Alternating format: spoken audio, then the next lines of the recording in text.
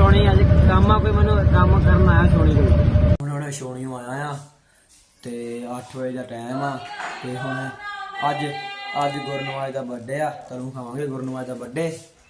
ਚਲੋ ਫਿਰ ਚੱਲਦੇ ਆ ਗੁਰਨਵਾਜ ਦੇ ਘਰੇ। ਵੀਰ ਨੱਚਣ ਦਾ ਇੱਕ ਭੈਣ ਮੈਂਟਲ ਹੋਈ ਸਾਡੀ।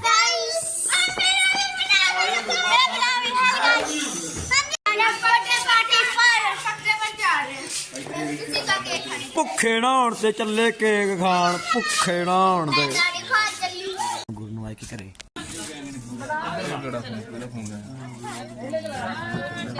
ਬਲੌਗ ਕਰਨ ਦਿਆ ਤੇ ਗਾਂ ਕਰੇ ਕਰ ਘਰੋਂ ਆ ਗਿਆ ਹੁਣ ਆਪਣੇ ਘਰੇ ਤੇ ਹੁਣ ਮੈਂ ਖਾਣ ਲੱਗਾ ਰੋਟੀ ਨਾਲੇ ਫੋਨ ਚਾਰਜ ਲਾਉਣ ਲੱਗਾ ਆ ਤੇ ਫਿਰ ਮੈਨੇ ਮਾਹੌਲ ਚਲ ਬਾਅਦ ਦਾ ਕਰਦੇ ਹੁਣ ਆਪਣੇ ਵਲੌਗ ਦੀ ਐਂਡਿੰਗ। ਮੈਨੂੰ ਬਹੁਤ ਜ਼ਿਆਦਾ ਨੀਂਦ ਆਉਣ ਡਈ ਆ ਤੇ ਵੀਡੀਓ ਵਧੀਆ ਲੱਗੀ ਸਬਸਕ੍ਰਾਈਬ ਕਰਿਓ ਚੈਨਲ ਨੂੰ ਤੇ ਲਾਈਕ ਕਰਿਓ। Thanks for watching bye.